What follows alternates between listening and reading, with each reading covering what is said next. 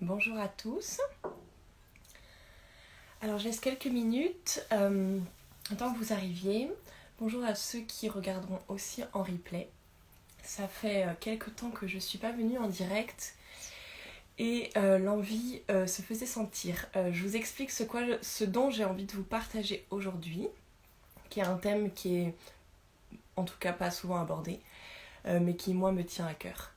Donc on va parler des entités, des présences nocives et néfastes. Je vais vous expliquer pourquoi je vous en parle, qu'est-ce que ça raconte, pourquoi c'est utile pour moi de le partager. Et si vous avez des questions, n'hésitez pas pendant le live, n'hésitez pas en commentaire pour ceux qui regarderont en replay, à m'envoyer des messages privés, etc. etc. Alors je note ça, je vous laisse arriver tranquillement.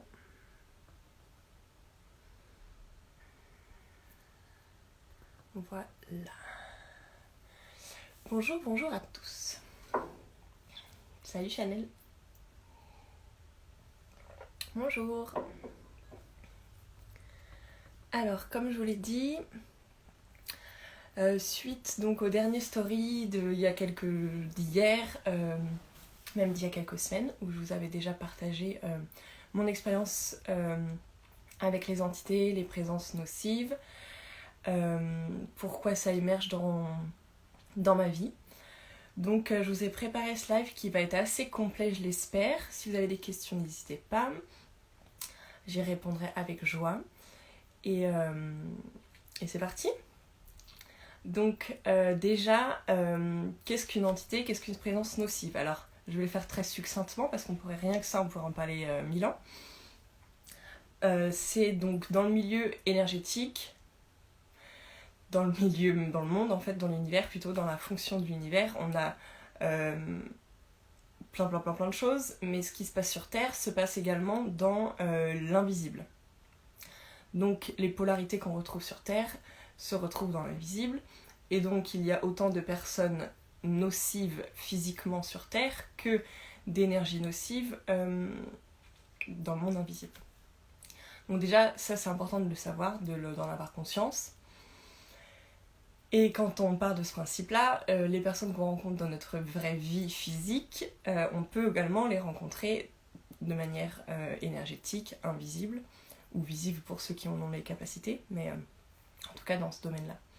Donc une entité, en fait, dans le sens très très large, c'est juste une énergie qui est propre à quelqu'un, mais qui n'est pas que quelqu'un d'incarné physiquement, ça peut aussi être un désincarné, donc quelqu'un qui n'est plus sur Terre physiquement, mais donc une âme, concrètement. Donc ces entités-là, une entité n'est pas forcément nocive. Hein. Une entité, c'est quelque chose de très vaste. Bonjour tout le monde, bonjour. Une entité, c'est très vaste. Ça regroupe tout l'infini panel de subtilité, d'énergie, d'émotions. Voilà, donc il n'y a pas de classification. La seule chose, c'est qu'il y en a qui vont être plus ou moins bénéfiques pour l'humain, et d'autres plus ou moins nocives. Moi là aujourd'hui ce que je vais vous parler c'est de celles qui sont nocives, parce que ce qui est bénéfique, ce qui nous fait du bien, en général on le sait, on le sent, et c'est ce que la majorité des gens en parlent. C'est très bien hein, parce que l'énergie peut nous apporter beaucoup de compréhension, libération, donc c'est super. Mais il y a aussi toute une partie qu'on occulte pour plein de raisons, et c'est cette partie-là aujourd'hui que je veux vous partager. Bonjour Racha, bonjour à toutes, n'hésitez pas à vous présenter, il y en a que je connais pas trop de noms, et n'hésitez pas à me dire si vous avez des questions, j'y répondrai avec joie. Donc voilà la chose importante. Aujourd'hui ce que je vais vous parler c'est de choses qui ne sont pas forcément partagées en général. Voilà, j'ai mes petites notes parce que je voulais que ce soit assez cohérent mon histoire. Donc, une entité, c'est dans le schéma général d'incarnation, et je vous le fais hyper rapidement parce que sinon, voilà. On s'incarne sur Terre, dans un corps physique, et donc à la mort physique, notre âme, si tout se passe bien, elle rejoint un espace de lumière pour retourner dans les strates supérieures pour se reposer et rechoisir dans X temps de se réincarner. Très très rapidement. Ça, c'est le chemin on va dire en général, quand tout va bien. En fonction de ce que la personne vit sur Terre, et au moment de son passage, de son décès physique, et là il y a des âmes qui n'atteignent pas cet espace de lumière et donc qui peuvent être bloquées. Pour plein de raisons. Parce qu'elles ne croient pas à l'après-vie, parce qu'elles ont des émotions, des peurs, c'est les majorités, parce qu'elles ont peur de la mort, etc. etc. Ces personnes-là qui en fait sont bloquées, ça me fait penser au film Ghost, si certaines connaissent. Celles qui sont bloquées là, et ben en fait, elles ont besoin de temps, de prise de conscience et d'aide pour passer dans l'espace de lumière qui après dispatche dans plein d'autres espaces. Et donc en fait, ces personnes-là qui sont bloquées, ces âmes qui sont bloquées, ces entités, peuvent revenir, c'est pas revenir en fait, mais peuvent se manifester auprès de personnes pour les aider. Et c'est là où il y a c'est là où les médiums, les passeurs, les gens qui ressentent sont utiles. Donc en ayant déjà conscience de ce schéma-là, on a conscience qu'en fait sur Terre, il y a autant d'âmes errantes que d'âmes physiques en fait. Peut-être pas autant en proportion, mais en tout cas il y en a partout. Ces âmes-là, elles n'ont pas la volonté de nuire, elles ont juste besoin de nous pour passer. Et elles ont besoin aussi, en général, de demander pardon, de envoyer des messages, de prendre conscience de leur évolution. Le but c'est d'évoluer, donc elles ont besoin de nous aussi sur Terre pour ça. Est-ce que c'est assez clair ce que je raconte ? Dites-moi vraiment. C'est un peu pour poser le contexte, pour aller un peu plus loin au fur et à mesure. Si vous avez des questions, vraiment n'hésitez pas du tout.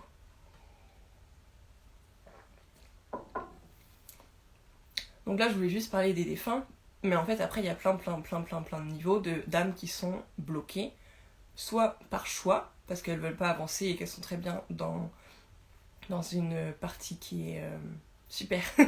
Merci de me dire que c'est clair. Soit par choix parce qu'elles ne veulent pas avancer, évoluer, donc elles restent là, et c'est leur droit. Soit par peur et par inconscience, parce qu'elles ne savent pas comment faire et elles sont bloquées et elles peuvent des fois traîner X années un peu dans ces mondes parallèles, à tourner en rond et à demander de l'aide. Donc voilà, merci les filles pour me dire que c'est clair, je suis ravie.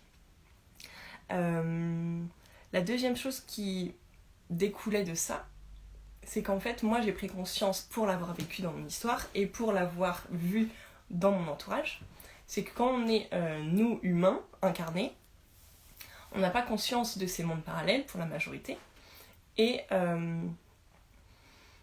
donc vu qu'on n'en a pas conscience, on ne peut pas ressentir leur présence nocive ou non. Moi depuis quelques mois, quelques années maintenant, j'ai ces ressentis mes perceptions qui grandissent, qui évoluent, et je ressentais à des moments des énergies pas agréables, sans aller savoir vraiment pourquoi, comment, etc. Jusqu'au jour où j'ai compris que j'étais infestée par une entité qui n'était pas, on va dire, méchante, volontairement. C'était juste une âme qui avait peur justement de passer de l'autre côté, qui avait peur de l'enfer, parce qu'elle croyait à l'enfer. Elle avait peur de ce qui l'attendait de l'autre côté de la mort physique. Et donc, elle a trouvé un coin sympa pour rester. Il s'est trouvé que ce coin sympa, c'était mon corps, mon énergie. Et en fait, ce phénomène, il est énormément répandu. Et c'est en ça que je veux vous le partager. C'est que, après avoir vécu ça, mon expérience, j'en ai parlé autour de moi et j'ai ressenti et expérimenté et validé avec des outils concrets que, en fait, il y a eu beaucoup de personnes autour de moi qui étaient aussi infestées d'entités. Pour plein de raisons, mais qui les subissaient. Et donc ça les freinait réellement dans leur évolution personnelle, en fait, dans leur prise de conscience et dans leur chemin de vie, quel qu'il soit, il n'y a pas de... peu importe le chemin. Donc là, moi aujourd'hui, ce que je veux vous partager, c'est ça, et des petits outils qui peuvent vous permettre déjà d'avoir des prises de conscience là-dessus, d'avoir des informations, sur ce monde-là, en sachant que c'est hyper vaste et que ça pourrait tenir 3 jours, 4 jours, une semaine juste à en parler. Hein. Donc, et j'en suis qu'un infime début de prise de conscience.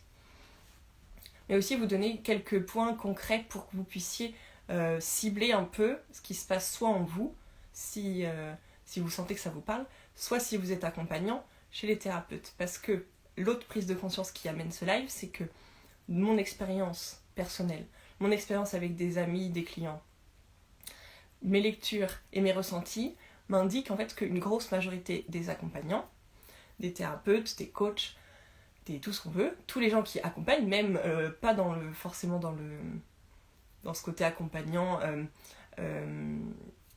de manière alternative, médecine alternative, etc. Ça peut être bien sûr les infirmières, les médecins, les psychologues, les gens qui accompagnent de manière très générale. Merci Racha pour papoter. Alors ça fait réfléchir. Peut-on être infesté de plusieurs entités en même temps ? Oui. Il n'y a pas de nombre limité. Ce qu'il faut savoir, c'est que c'est un engrenage. C'est comme ce qui se passe en fait dans notre vie physique et terrestre. C'est que une peur va créer un climat en nous de peur, une vibration de peur, et donc on va attirer à nous encore plus de peur, encore plus de doute, encore plus de gens qui vont vibrer la même chose. Et c'est pareil avec les entités, parce qu'en fait c'est juste quelque chose qui vient se poser à nous qui est nocif et lourd, notre vibration va changer. Donc une entité, si on la maintient, on va en amener une deuxième, une troisième, une quatrième, etc. etc. À titre d'exemple, pour l'instant les personnes, j'en ai eu combien ? J'ai dû au moins avoir à 5 ou 6 personnes je pense, et elles en avaient toutes plusieurs. Parce que ça faisait X années qu'elles en avaient, donc ça s'accumule en fait. Ça s'accumule parce que c'est un terrain favorable, notre vibration elle est basse, donc ça s'accumule. Hier j'ai fait un soin avec une personne, donc c'était pas du tout prévu, il y en avait au moins 5 que j'ai décelé là, et en sachant que c'est pas figé, et c'est un cercle vicieux ou vertueux, à nous de le voir dans le sens qu'on veut, mais c'est un engrenage. Voilà, si j'ai répondu à ta question. Voilà, donc moi l'idée c'est de vous donner des outils. Donc la deuxième chose que je voulais vous partager, c'est comment ça se manifeste dans notre vie, c'est-à-dire que comment nous en tant que personne humaine qui a des ressentis ou pas de ressentis, c'est-à-dire qui est entre guillemets catalogué comme médium, passeur d'âme, etc., etc., ou pas, ça n'a rien à voir, hein, on peut quand même ressentir des choses. Donc des exemples que j'avais notés, qui pour moi étaient importants. En fait, ça commence déjà par une grosse fatigue, en général. Je suis rassurée. Ça commence par des grosses fatigues. Donc il faut toujours penser que les symptômes, ils sont assez puissants et exponentiels, mais pas toujours. C'est-à-dire qu'une grosse fatigue chronique qui se guérit quasiment jamais, je réfléchis pour l'avoir en tête, des fatigues, des émotions très inconfortables et très incompréhensibles, des idées noires, des idées incompréhensibles, des ressentis de pas être tout seul et d'avoir plein de choses en nous qui polluent, qui nous plombent, des émotions, des incompréhensions de notre fonctionnement, d'avoir l'impression de ne pas être seul, d'avoir l'impression d'être lourd, c'est-à-dire de jamais pouvoir avancer, d'avoir beaucoup de mal à manifester dans notre vie les choses, c'est-à-dire malgré tout le travail qu'on peut faire, soit personnel, en fait il n'y a rien qui se passe réellement dans la matière, on traîne la patte, quoi. Il y a toujours des trucs qui nous ramènent à nous. La liste est très très très longue, des douleurs physiques, des mal de dos très lourds, très répétitifs, il peut y avoir aussi des migraines, des angoisses, des peurs nocturnes, etc., etc., etc., etc. En gros, c'est tout ce qui, toutes les sensations qu'on a l'impression que ça vient pas de nous, mais que ça a un impact sur notre vie, sur notre quotidien, sur nos émotions, sur notre fatigue. Donc c'est en fait sur notre énergie vitale aussi. C'est un facteur intéressant, c'est que quand on se sent tout le temps fatigué, peu importe ce qu'on fait, c'est il peut y avoir plein de raisons, hein. C'est pas la seule, et c'est pas forcément celle-ci non plus, hein. Mais en tout cas, c'est une raison peut-être à questionner. C'est qu'on est alourdi en fait et que notre énergie vitale n'est pas à 100% parce qu'on est plombé par des énergies extérieures. Donc voilà comment ça peut se manifester en gros dans notre vie. Si ça vous parle, vous pouvez me le partager avec plaisir. Moi, je vais vous partager ce qui s'est passé pour moi, pour mon expérience. Moi, ça s'est manifesté... moi, je ne l'ai pas gardé très longtemps, quelques mois. Faut savoir qu'il y a des personnes, elles l'ont depuis des années et des années et des années. Donc, en fait, notre fonctionnement, notre mental s'habitue aussi à ces dérèglements. Donc, des fois, on s'en rend même plus compte. Donc l'idée c'est aussi de se questionner et de dire ok, est-ce que là aujourd'hui, qu'est-ce qui se passe? Est-ce que c'est ok? Est-ce que c'est pas ok? Est-ce que ça fait longtemps? Voilà. C'est aussi des fois revenir sur en arrière, qu'est-ce qui se passe? Pour moi, ça m'a pas mis la puce à l'oreille, hein, honnêtement. Ça a été après. Mais le moment où cette entité elle est venue, donc c'était une défunte qui voulait pas passer comme je vous disais. Pendant 10 jours, j'ai eu des idées noires dont je n'ai jamais eu de ma vie jusqu'à maintenant, et j'avais cette conscience et cette sensation que ça ne m'appartenait pas. J'avais l'impression de choper des idées noires sur la mort, sur la violence, sur la peur, mais il y avait quelque chose en moi qui me disait c'est pas moi qui a des idées noires parce que je suis en mal-être profond, c'est autre chose. Vu que j'avais des perceptions, mes canaux se développaient, etc., je me suis dit, peut-être que je chope dans l'inconscient collectif des idées noires d'autres personnes, etc. Et j'ai eu 10 jours comme ça, beaucoup de colère, beaucoup de violence, c'est-à-dire que j'avais envie de frapper les murs, j'avais envie de crier tout le temps. Donc énormément de violence et de colère qui n'avaient aucun lien logique avec ce que je vivais. C'est-à-dire que j'avais pas envie de taper les gens ou quoi que ce soit, c'était pas vers l'extérieur, c'était avec moi-même toute seule et c'était très très soudain. C'est vraiment les mots importants, c'est soudain, en incohérence avec ce qu'on vit à l'extérieur ou avec ce qui se manifeste dans nos relations, etc. Parce que j'avais aucune colère vis-à-vis de personne dans mon entourage à ces moments-là, etc. Donc moi c'est comme ça que ça s'est manifesté. Est-ce que ça vous parle? Est-ce que vous avez des interrogations? Dites-moi. Pour moi, c'est des choses importantes à comprendre parce que on peut avoir ces ressentis-là et on se dit on va aller voir un accompagnant, un thérapeute, on va faire un soin énergétique, ça va passer. Et en fait, c'est faux.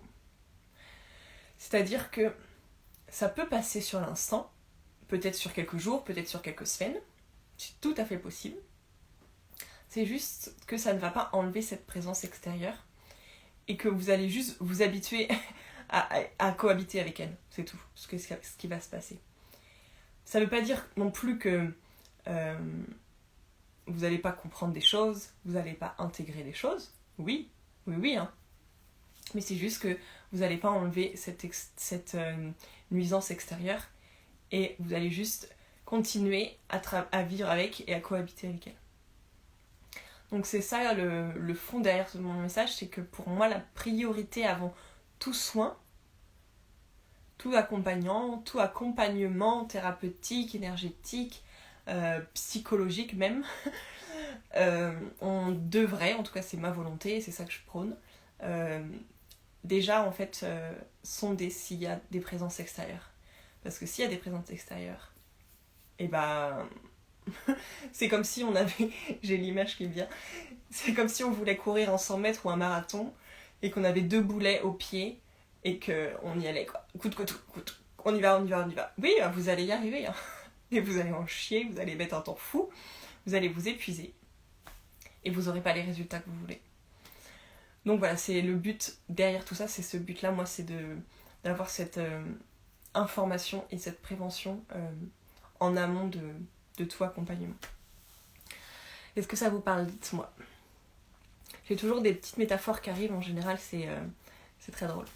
Alors, ce qui résonne dans ce que tu dis, c'est surtout le fait de ressentir que ces ressentis ne nous appartiennent pas. Oui, Et en fait, c'est là où c'est une subtilité. C'est que en général, vu qu'on a peu de confiance en nous, de manière très très globale, et ben les ressentis qu'on peut avoir, et ben on va pas forcément en tenir compte. C'est-à-dire que notre mental ou notre ego va passer par-dessus et va nous dire non, non, non, non, mais là tu te racontes, c'est n'importe quoi, faut pas... Oublie quoi. Sauf que un ressenti intérieur profond, où on sent que ça ne nous appartient pas, et ben il faut le croire, vraiment. Il peut exister pour de multiples raisons, mais si vous l'avez un jour ce ressenti-là, honnêtement, croyez-le, parce qu'il a quelque chose à vous dire, et en général, il reflète beaucoup de choses.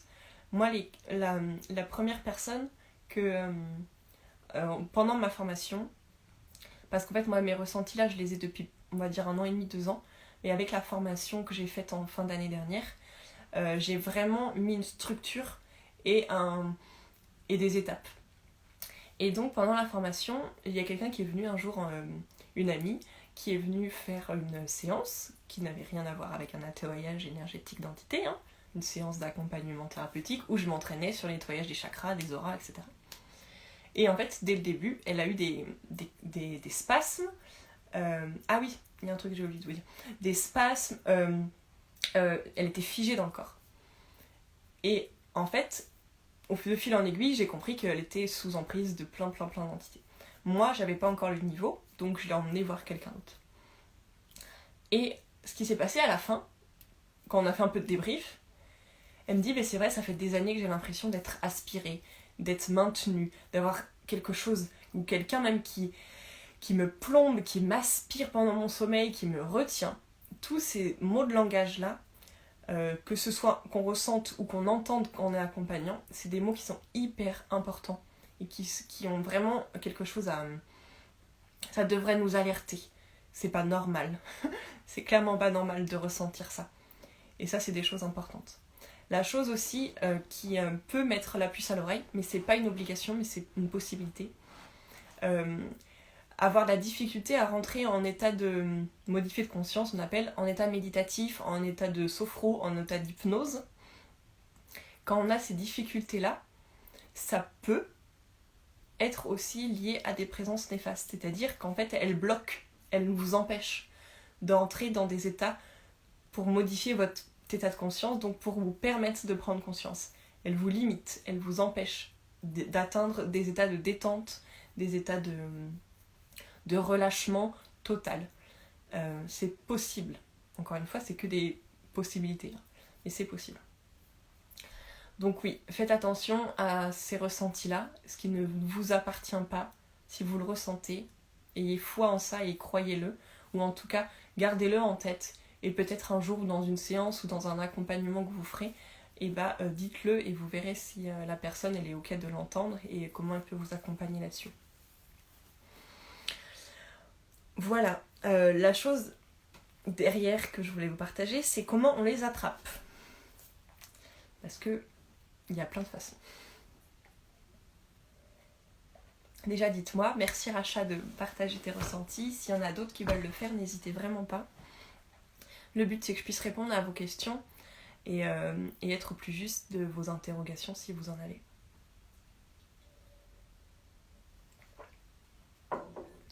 Donc, comment on les attrape ? Encore une fois, je vais vous donner une liste qui n'est pas figée. Il y a plein de possibilités. Mais c'est pour vous donner déjà un peu un aiguillage et vous amener des infos. Donc, déjà, il faut savoir que avant déjà de les attraper, en fait, si on parle de l'instant présent, il y a les personnes qui vont les attraper dans l'instant présent, il y a les personnes qui les ont déjà. Donc quand on les a déjà sur nous, elles peuvent venir de plein de choses. Excusez-moi. Il y a des choses qui circulent. Donc on peut les attraper de plein de raisons. Déjà, on peut les récupérer.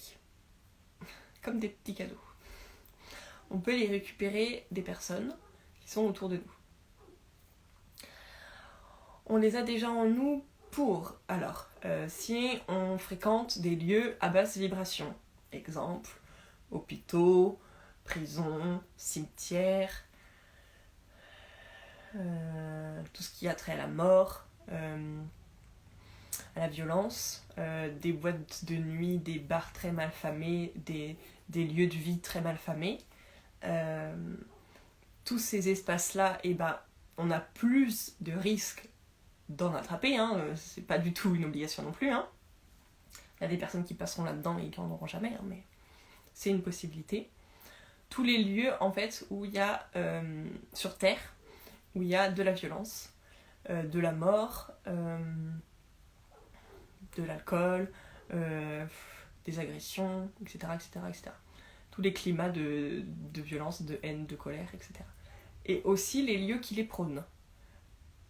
Pas forcément dans le sens des lieux qui peuvent qui peuvent raconter l'histoire. Exemple, j'ai une amie où en fait, dans des camps de concentration, dans des visites, choses comme ça, où peut-être que sur l'instant présent ça n'existe plus, mais ça a tellement été porté à un moment de l'histoire, c'est encore présent énergétiquement dans les lieux. Donc tous les lieux à basse vibration, c'est possible. C'est que de la prévention que je fais, c'est possible. Après, ça peut être aussi des entités familiales, donc des défunts autour de nous.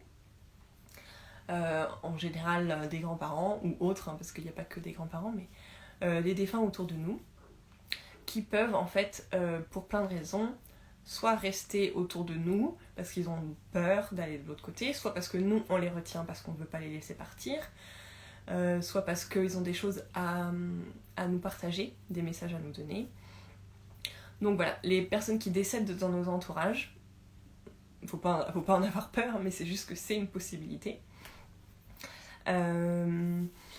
Comment on les attrape aussi quand on est en état modifié de conscience. Alors quand je dis ça, c'est de manière très vaste, c'est qu'en fait quand on n'est pas conscient de ce qu'on en vit. Ça peut être dans des cas de graves maladies ou de coma par exemple. On n'est pas, en fait, c'est-à-dire que notre corps est inconscient, il n'y a pas de présence consciente à l'intérieur. Donc ça peut être dans ces moments-là, ça peut être aussi lors de chirurgie, c'est-à-dire où on est mis en... J'ai perdu le mot. Voilà, hein, quand on fait des opérations, j'ai perdu le mot. Quand on est endormi, anesthésié, voilà, je vais y arriver, en anesthésie. Et ça peut être aussi dans des moments donc d'hypnose profonde, de méditation profonde, parce qu'en fait, pendant la nuit c'est possible, mais c'est quand même beaucoup plus léger, honnêtement. C'est parce qu'en fait, on n'est plus conscient, donc notre esprit n'est plus présent à ce qu'il vit dans la matière, et donc en fait, il laisse la possibilité à un corps vide d'être d'être pris. Donc toutes les personnes qui sont aussi sous drogue, sous alcool, sous médicaments, en fait tous les gens qui sont complètement amorphes physiquement. Alors ils vivent physiquement, mais en fait c'est vide à l'intérieur, ils sont complètement déconnectés d'une réalité. Donc ça c'est aussi possible de les attirer en fait. Donc Et donc l'autre que je vous ai dit au début, c'est qu'on les récupère aussi des autres, c'est-à-dire en tant qu'accompagnant, on peut aussi récupérer ceux qu'on va venir enlever de nos clients, de nos patients, des gens qu'on accompagne, quels qu'ils soient. Encore une fois, ça peut être... on peut accompagner des gens en fin de vie, on peut accompagner plein de choses, sur plein de sujets. Donc on peut aussi récupérer de ça. Quand je dis récupérer, c'est qu'en fait... Et après, il y a ceux qu'on attire naturellement. Quand je dis récupérer, c'est qu'en fait, si vous avez quelqu'un qui vient vous voir parce qu'il a besoin d'aide, de soutien, et qu'il est infesté d'une présence nocive en lui, et cette présence peut dire « Oh, c'est mieux ailleurs, hop, j'y vais aussi ». Donc c'est aussi ça qui est possible. Et donc la dernière chose, c'est qu'on les attire naturellement pour plein de raisons. Parce qu'on est éveillé et conscient, ou réveillé, des fois déjà ça suffit. On est réveillé spirituellement, on comprend ce qui se passe, on commence à comprendre ce qui se passe un peu dans un grand tout dans lequel on appartient. On est passeur d'âme, on est médium, on est canal, on est tout ce qu'on veut dans ces domaines-là. Donc naturellement, en fait, on va vibrer une certaine fréquence de conscience, et donc les âmes qui auront besoin de nous vont être attirées. C'est comme... c'est comme... Je rigole parce qu'ils m'envoient des métaphores qui sont toujours très drôles. C'est comme allumer une lumière dehors en pleine nuit, et bien tous les moustiques, toutes les bêtes, et ben, elles vont être attirées. Et ben, c'est pareil, c'est-à-dire que nous, en tant que personne accompagnante qui a conscience de ses capacités d'accompagnant, peu importe les niveaux, peu importe encore une fois les domaines, hein, et ben on attire à nous des gens physiquement qui ont besoin de nous, mais on attire aussi de la même chose, comme je disais au début, c'est que ce qui se passe dans la matière se passe dans l'invisible, on attire aussi dans l'invisible les âmes qui ont besoin de nous, pour passer de l'autre côté, pour avancer, pour évoluer, pour comprendre. Donc voilà un peu toutes les possibilités de comment on les attire. J'espère, le but de tout ça encore une fois, c'est pas de faire peur, c'est pas de vous dire ok j'arrête de méditer parce que sinon je vais avoir des entités, pas du tout, c'est juste de revenir à quelque chose de conscient et de savoir quoi faire, comment faire, d'ouvrir les yeux sur le fonctionnement. Alors merci Racha pour tes mots, je continue à te lire. Ah bah tiens, les cimetières. Les lieux étaient synonymes de tranquillité et paisibles pour moi. Adolescente, ça me coupait de la ville et j'adorais regarder les dates et les tombes, des fois avec des photos. M'imaginer leur vie, mais je n'étais pas mal à l'aise. Les cimetières ne sont pas forcément des choses nocives. La seule chose, c'est qu'il faut savoir, c'est que quand quelqu'un meurt physiquement, dans nos cultures en plus, le corps reste donc sur terre, sous terre, enterré pour le coup, mais son âme, elle, met du temps à se désincarner. C'est-à-dire que c'est pas comme le cœur qui s'arrête, c'est une seconde et c'est fini. Toutes nos membranes énergétiques mettent du temps. Plus ou moins long, en fonction de plein de raisons. Et en fait, un corps physique, son esprit et son âme vont se désincarner en quelques jours. C'est pour ça que dans certaines cultures, on accompagne les défunts pendant X jours pour accompagner en fait l'élévation de l'âme. Et donc dans les cimetières, il y a des... et ben en fait, il y a des défunts qui sont toujours en train de partir et qui peuvent même après être bloqués, etc. parce que en fonction de leur peur et de leur histoire. Et c'est des lieux donc, qui sont quand même propices à une errance d'âme en fait. Il faut juste le savoir. C'est tout.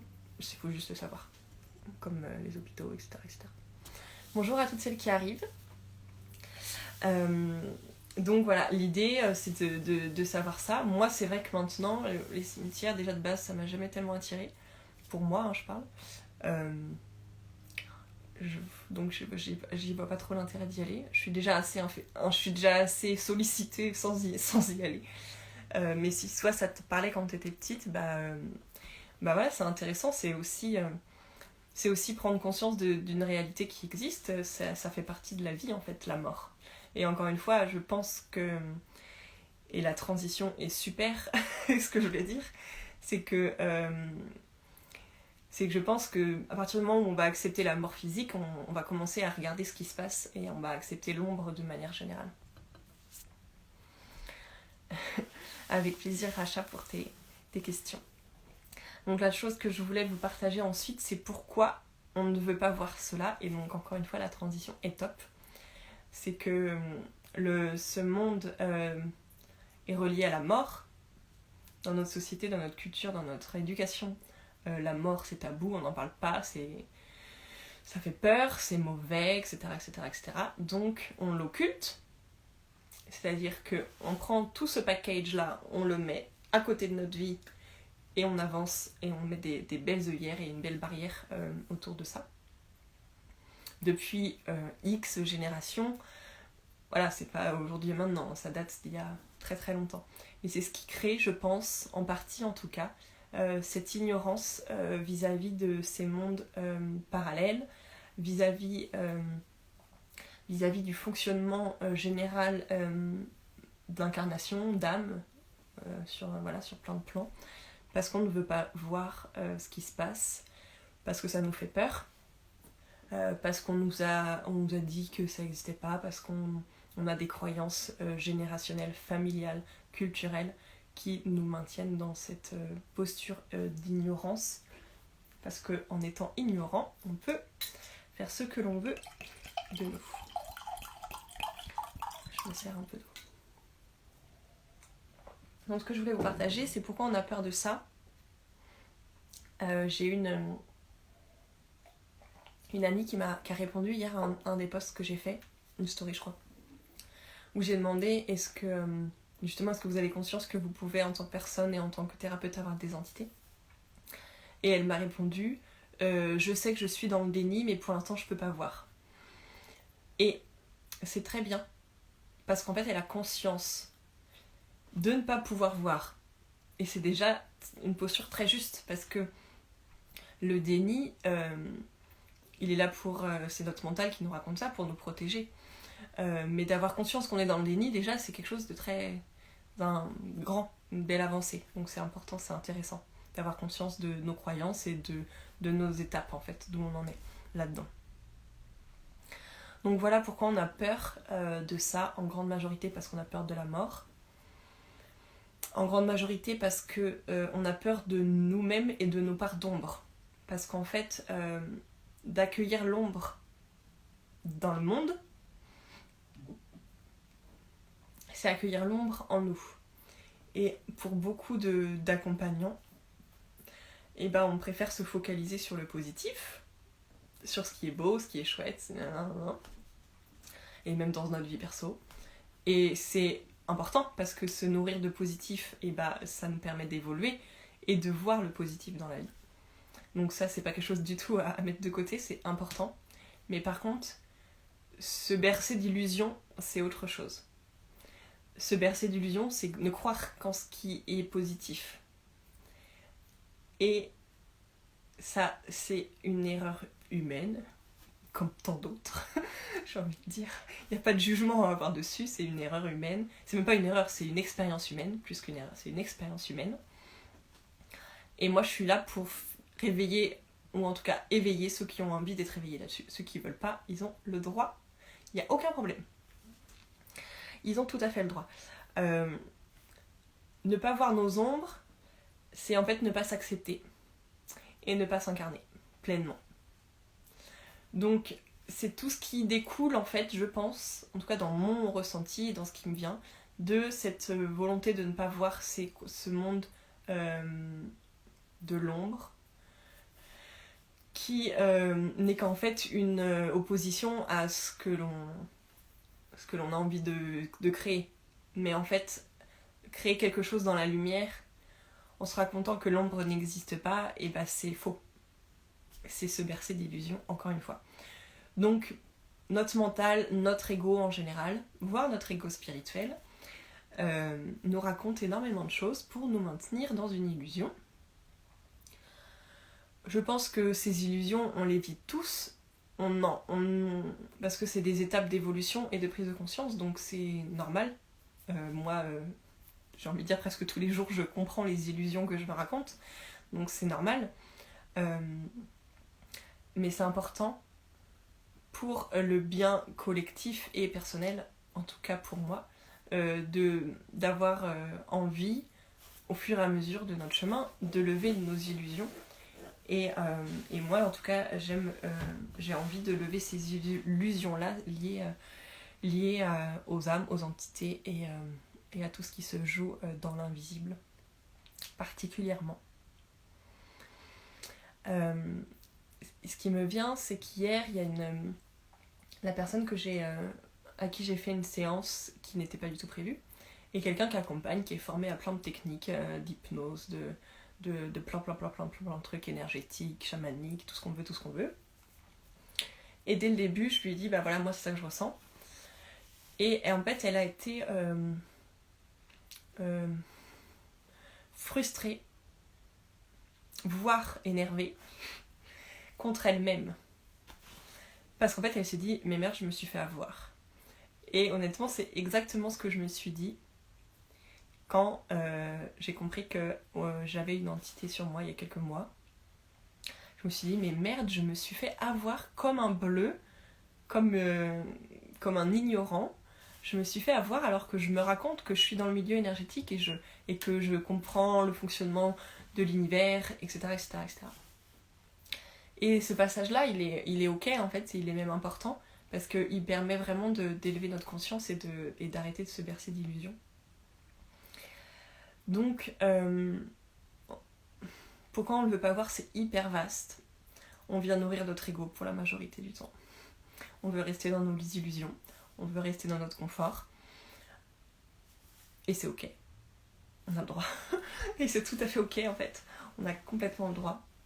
Mais en gros, c'est ça l'idée. On ne veut pas le voir parce qu'on nous raconte, parce qu'on se raconte que c'est mieux comme ça. Nourrir la lumière, c'est important pour soi, en tout cas pour moi, c'est important. Et c'est important de manière collective et générale.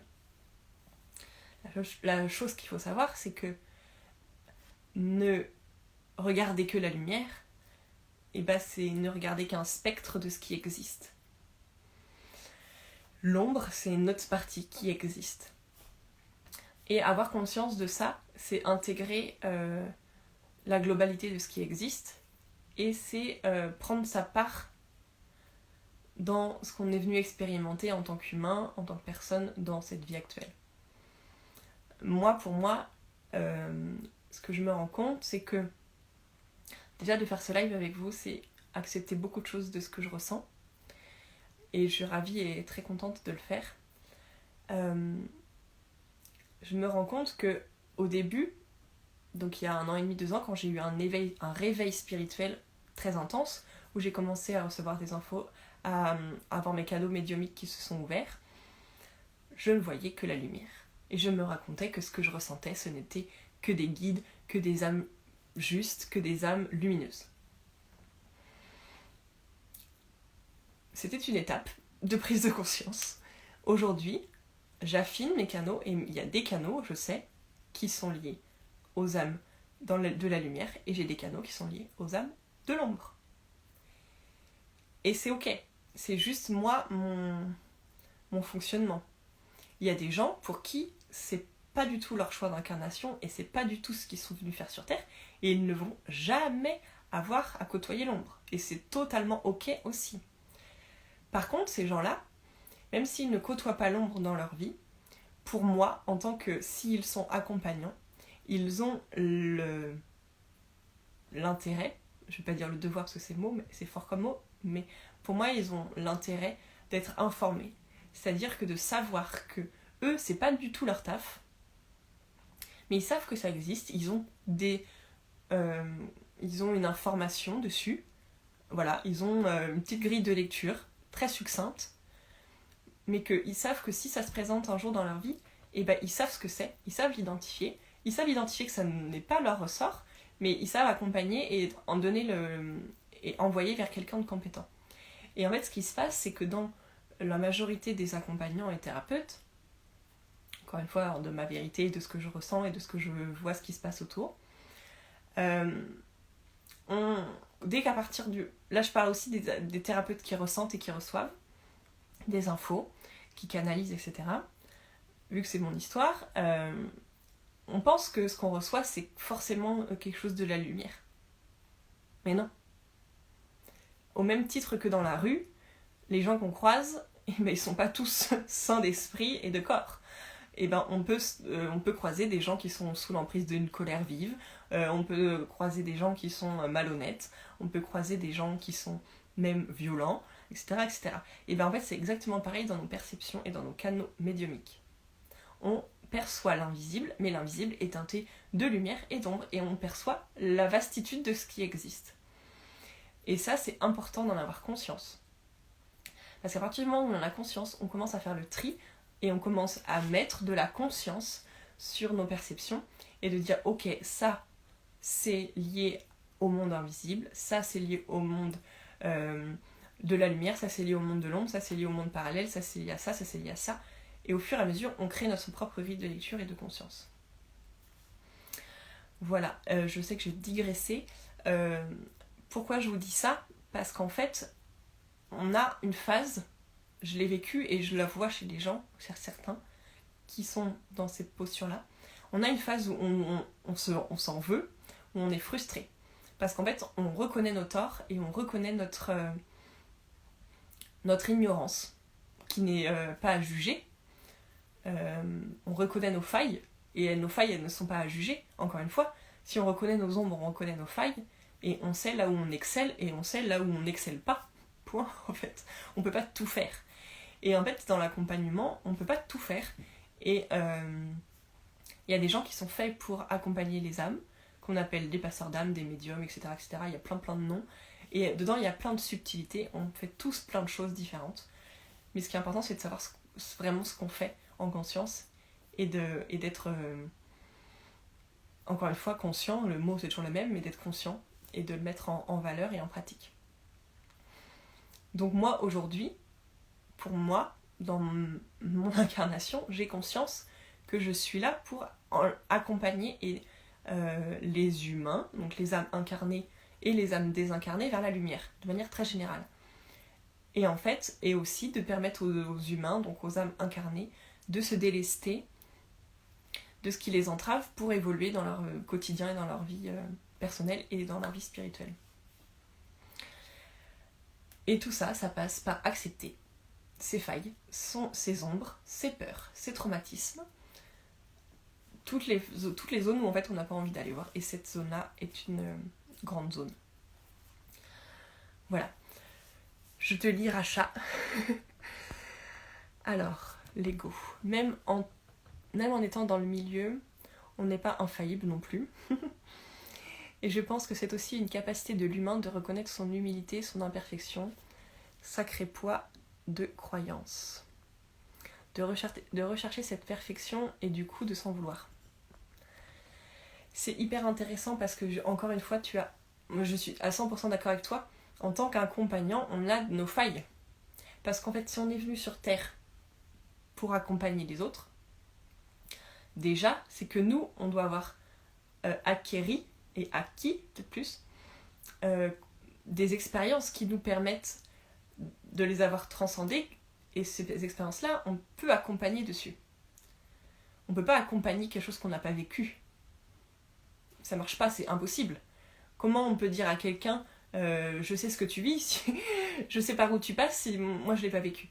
Comment moi je peux accompagner les gens qui ont des entités sur eux si je l'avais pas vécu? En fait, voilà, je l'ai vécu, je sais ce que ça fait. Et c'est là où on est compétent. Mais dans ça, il y a des zones où on n'est pas compétent. Mais c'est normal. Heureusement, on peut pas être compétent dans tout, sinon c'est pas possible. On est venu sur Terre pour pour vivre une expérience, mais qu'on a choisi, mais on a choisi un domaine d'expertise, on a choisi quelque chose. C'est pas parce qu'on a deux mains qu'on peut tout faire. Oui, on peut tout faire. Moi j'ai deux mains, je peux conduire, je peux écrire, je peux créer, je peux dessiner, je peux faire de l'informatique, je peux, on va dire physiquement, j'en ai la capacité physique de le faire. Mais est-ce que c'est ce pourquoi je suis venue? Est-ce que c'est mon envie profonde de mon âme de le faire? Pas forcément. Dedans, il y a à choisir qu'est-ce qui est juste, justement. Et sortir de cette volonté d'être parfait, parce que être parfait, c'est être nous-mêmes. Et être nous-mêmes, c'est accepter qu'il y a des zones qu'on maîtrise et des zones qu'on ne maîtrise pas. Et c'est ça, être parfait, en fait. Être parfait, c'est pas tout savoir faire. C'est impossible. Donc, accepter qui on est, c'est accepter notre imperfection, mais dans la perfection de qui on est. C'est-à-dire, moi, je suis Elise, j'accepte de plus en plus qui je suis, et donc dans qui je suis, j'accepte d'être médium et d'avoir des capacités médiumniques. Ok. J'accepte d'être thérapeute parce que je sens que ça fait du bien aux gens et que ça me nourrit profondément de les accompagner. Parce que moi, c'est ce qui m'a permis d'être qui je suis aujourd'hui. C'est tout l'accompagnement que j'ai eu par d'autres qui m'ont permis d'accueillir mes émotions, d'accepter mes émotions, d'accepter qui je suis, d'accepter mon incarnation, d'accepter ma médiumité, etc., etc., etc. Mais je suis pas... J'adore faire des gâteaux, mais je suis pas boulangère. J'adore faire du pain, mais je suis pas boulangère parce que je pourrais, mais je n'ai pas l'envie. Et j'accepte ça, j'accepte de ne pas avoir envie d'être boulangère ou autre, peu importe. Mais c'est ça en fait, notre volonté de perfection, c'est juste notre ego qui l'alimente. Et quand on en a conscience, encore une fois, et ben on peut petit à petit s'en défaire. Très intéressant de ton point de vue, chacun son rythme, chacun son chemin. Oui, chacun son rythme et chacun son chemin. Je suis à 100% d'accord avec toi. Et c'est pour ça que je fais tout ça, je vous partage ça, c'est qu'en fait, la croyance générale que les accompagnants dans le milieu énergétique savent tout faire, c'est faux. Dans le milieu énergétique, il y a des gens qui vont faire du magnétisme, et ils sont excellents en magnétisme, et il en faut, clairement. Il y a des gens qui vont être guérisseurs, et qui vont être excellents en ça, et il en faut. Il y a des gens qui vont être médiums, il en faut. Il y en a qui vont contacter des défunts, il en faut. Il y en a qui vont nettoyer les entités, qui vont nettoyer les personnes, nettoyer les lieux, il en faut. Et il y en a encore plein d'autres que je connais pas. Chacun a on a choisi un job à l'incarnation. Et c'est juste accepter ce job et de savoir les limites de son job, en fait. Et c'est clairement ça. Pour revenir à mes moutons de départ, les choses importantes que je voulais vous partager, c'est, bien que je l'ai dit, mais juste leur prendre un peu quelques mots succinctement. Pourquoi les accompagnants ont des entités sur eux? C'est que déjà, ils sont donc dans l'aide. Donc naturellement, ils vont faire venir à eux des âmes incarnées et des âmes désincarnées qui ont besoin de leurs compétences. Ils récupèrent donc aussi ces âmes et ces entités des gens qui sont autour d'eux dans leur entourage. Ils ont des choses à comprendre dans leur parcours d'évolution et d'incarnation. Ils ont à comprendre plein de choses, et je peux donner que des exemples, mais ils ont à comprendre l'ombre et la lumière, les polarités, ils ont à comprendre peut-être la mort, ils ont peut-être à comprendre l'énergie, ils ont peut-être à comprendre la vastitude et l'immensité de l'univers, et donc notre lien et notre reliance à tout ce qui est et tout ce qui existe, etc. etc. Ils ont peut-être à comprendre leur peur, peut-être à comprendre pourquoi ils ont peur de tout ça, pourquoi ils l'occultent, etc. Ils ont aussi à accepter leur incarnation, leurs capacités et donc leurs limites. Merci Racha, tu m'as emmené parfaitement dans ce que je voulais partager. Et leurs limites, encore une fois, on n'est pas bon à tout, on n'est pas là pour tout faire. Accepter ses limites et son incarnation au plus profond de son cœur, c'est ça. Et les présences qui viennent jouer avec nous, qui viennent nous pousser peut-être dans des retranchements qu'on ne veut pas voir, nous permet d'évoluer et de prendre conscience de ce qui existe. Et aussi, l'ego spirituel de certains, ou l'ego, tout simplement,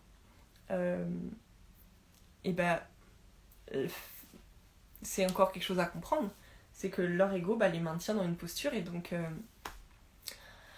les continue à se bercer d'illusions. Voilà. C'est des étapes d'expérience et de vie humaine, et c'est ok. Il n'y a pas à juger. Il n'y a aucun jugement à avoir. On n'est pas bien ou pas bien si on a des entités ou non, aussi, en fait. C'est comme les poux à l'école. Il y a des têtes à poux, il y a des têtes qui n'auront jamais de poux. Et c'est exactement pareil pour les entités. Il y a des gens qui les attirent, et il y a des gens qui les attirent pas. Point. Ça veut pas, les gens qui les attirent sont pas des gens mauvais, et ceux qui les attirent pas sont pas des gens bien. Non, ça n'a strictement rien à voir. Encore une fois, c'est pas cette binarité qu'on crée et qu'on cherche à tout prix depuis la nuit des temps. C'est beaucoup plus vaste que ça.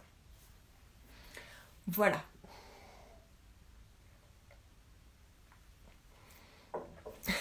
De quoi donc ris-tu, Racha?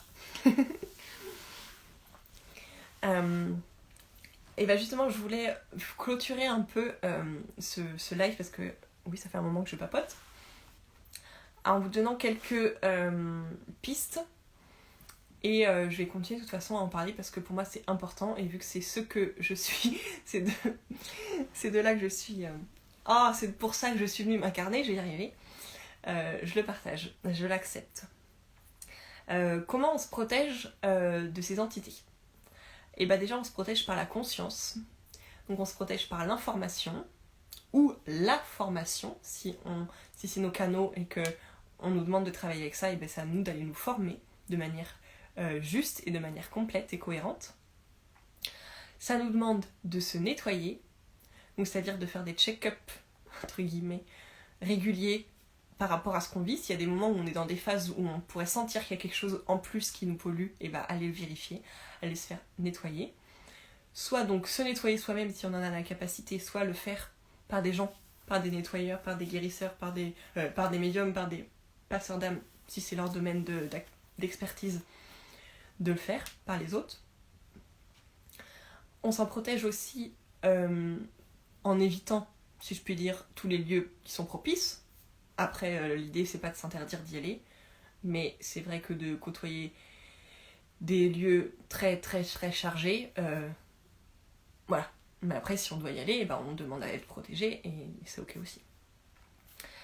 Créer une routine consciente pour les accompagnants et les thérapeutes, c'est quelque chose que j'ai envie de proposer et ça va se faire dans les jours, mois, une semaine, je sais pas quand. Créer une routine consciente des énergies et de ce qu'on fait dans notre quotidien et dans nos pratiques.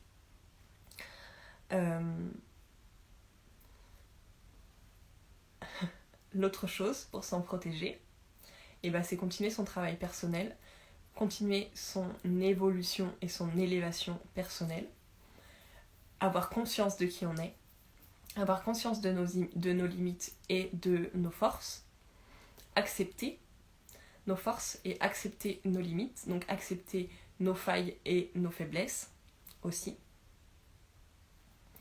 Si on a le canal, si on a des perceptions, si on ressent l'invisible, et continuer puissance 10 000 à se nettoyer, c'est-à-dire à travailler sur soi, c'est-à-dire à se délester des émotions, se délester des peurs, se délester des traumas, se délester des mémoires, se délester de tout ce qui nous alourdit vibratoirement, de tout ce qui nous fait peur, de tout ce qui nous limite dans notre vie. Parce que plus on sera nettoyé, plus notre canal médiumnique sera propre et donc on aura des perceptions justes. Et donc on sentira quand on est attaqué ou pas. Et l'autre chose importante, c'est de créer un réseau autour de nous, c'est-à-dire encore une fois, si on est accompagnant, si c'est notre domaine d'expertise, être accompagné pour que ce soit un domaine d'expertise. Moi, je suis accompagnée par une thérapeute pour moi, personnellement, et je suis accompagnée par une médium qui m'accompagne et qui me guide dans mes perceptions pour que je sois au plus juste et au plus de manière concrète et cohérente avec ce que je vis. Donc créer un réseau de praticiens, si on a cette faculté-là, se faire accompagner si on ne la maîtrise pas encore, et même si on la maîtrise pour la perfectionner. Et si on n'est si on n'a pas ces perceptions-là, avoir un réseau autour de nous, de gens chez qui on peut déléguer et amener nos clients, nos patients vers des personnes compétentes. Voilà. Est-ce que vous avez des questions? Racha, est-ce que tu as des questions? Est-ce que vous avez des choses que vous vouliez partager? Moi, je vais clôturer ce live en vous partageant une chose qui va être en post ce soir aussi. Suite à ces dernières semaines, à ce live, à les expériences que je vis, j'ai pris la décision de proposer des dépistages d'entités. Je m'explique. J'ai l'envie que justement ce monde-là devienne conscient et que on puisse se nettoyer de manière beaucoup plus... En fait, qu'on ne se sente pas touché dans notre fierté quand on parle de nettoyage d'entités.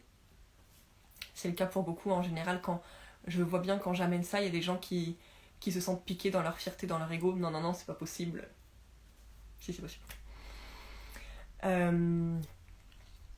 Donc j'ai créé hier opération dépistage entité. Ma petite banderole et ma petite pancarte. Donc dans le post que je vais vous partager ce soir, il y aura les infos, mais je vous le dis là. Je propose gratuitement que vous m'envoyez votre nom, prénom, date de naissance et que moi je dépiste s'il y a une présence nocive, s'il y a des entités, des présences nocives et néfastes en vous, autour de vous, ou si c'est dans un lieu, en me donnant l'adresse. Si je trouve quelque chose, je vous le dis. Je vous envoie un mail, je vous réponds. Si je trouve rien, je vous le dis. Et en fait, vous agirez en connaissance de cause, c'est-à-dire que s'il n'y a rien, et ben au moins peut-être que ça vous rassure, vous êtes serein et vous savez par où continuer. Et si ça doit se présenter dans votre vie, peut-être que vous aurez la conscience de ressentir un dérèglement. Et s'il y a quelque chose, et vous êtes au courant. Vous en faites ce que vous voulez. Donc soit vous gardez la coloc et c'est ok, soit vous prendrez un rendez-vous avec moi et vous nettoierez si c'est votre envie. Voilà l'idée c'est que ça se diffuse et que ce soit connu pour tout le monde, même en tant que praticien. Si c'est pas du tout votre domaine, vous pouvez tout à fait en parler aux gens que vous accompagnez. Si vous décelez des trucs bizarres, des subtilités qui vous comprenez pas, mais s'il y a quelque chose qui vous parle pas, je lance ça, c'est gratuit. L'idée c'est vraiment que ça se répande et que ça juste permette d'ouvrir les consciences et de poser une base. Pour moi, l'énergétique, l'accompagnement, c'est quelque chose de concret et de mesurable. Je sais que c'est pas mesurable par une règle physique comme les maths, mais c'est quand même mesurable par d'autres moyens. Moi, j'ai des outils qui les mesurent, qui viennent valider en fait mes perceptions, que ce soit des planches de radiesthésie, des pendules, des mesures énergétiques que je prends. Donc c'est ça l'idée, c'est qu'en fait, je puisse au moins proposer mon expertise là-dedans, qui n'est pas encore aboutie, honnêtement. Moi, je suis encore accompagnée, et quand c'est pas de mon ressort, parce qu'il y a des énergies des fois qui sont trop lourdes et j'ai pas encore les canaux pour, j'envoie vers des gens que je connais qui sont compétents. Donc voilà, opération dépistage entité est lancée ce soir dans un post. Merci à vous de votre présence, merci à vous de valider, en tout cas de m'accompagner là-dedans. Je suis contente et je suis heureuse de partager ça. C'est ma vérité. Et l'autre chose que je vais mettre en place, ce sera d'accompagner ceux à qui ça parle, à qui ça questionne, pour que ce soit plus un questionnement, mais que ce soit une réalité dans votre vie et que ce soit quelque chose de possible et de tangible à mettre en place si c'est votre canal et si c'est votre incarnation et votre choix de vie. Voilà, je vous remercie. C'est un cadeau que je fais avec joie parce qu'en fait, honnêtement, ça me prend pas beaucoup de temps de sonder. Et je le fais déjà, en fait, c'est ce que je fais déjà depuis un mois ou deux avec des amis. Et hier, quand j'ai préparé le live, je me suis dit, mais en fait, c'est ça qui manque, c'est que les gens, peut-être qu'ils ont une sensation, mais ils vont peut-être se dire, bah oui, mais si c'est pas ça, je vais pas payer une séance, et je les comprends. Ou peut-être qu'ils ont des doutes, mais voilà, ils savent pas trop, ils ont peut-être pas encore les finances pour, etc. etc. Et donc là, au moins, ils peuvent avoir un état des lieux, j'ai envie de dire, et une base, et après, ils choisiront en connaissance de cause. Et donc moi, ça me prend pas beaucoup de temps, et ça permet aux gens d'avoir une base. Voilà, je m'arrête là parce que ça devient déjà bien long. Je vous remercie à toutes celles et ceux qui étaient présentes en live. Merci pour vos témoignages et puis pour vos questions. Si vous êtes en replay, dites-le moi. N'hésitez pas à faire des commentaires, n'hésitez pas à le partager et à diffuser ce live autour de vous. C'est vraiment l'idée de ça, c'est d'informer et de diffuser l'information. Merci à vous, sincèrement. Je vous embrasse, je vous souhaite une belle journée. Et ce soir, il y a un post sur l'opération dépistage. Ça commence ce soir, donc n'hésitez pas aussi à le partager ce soir. Belle journée à vous et à très vite. Merci encore.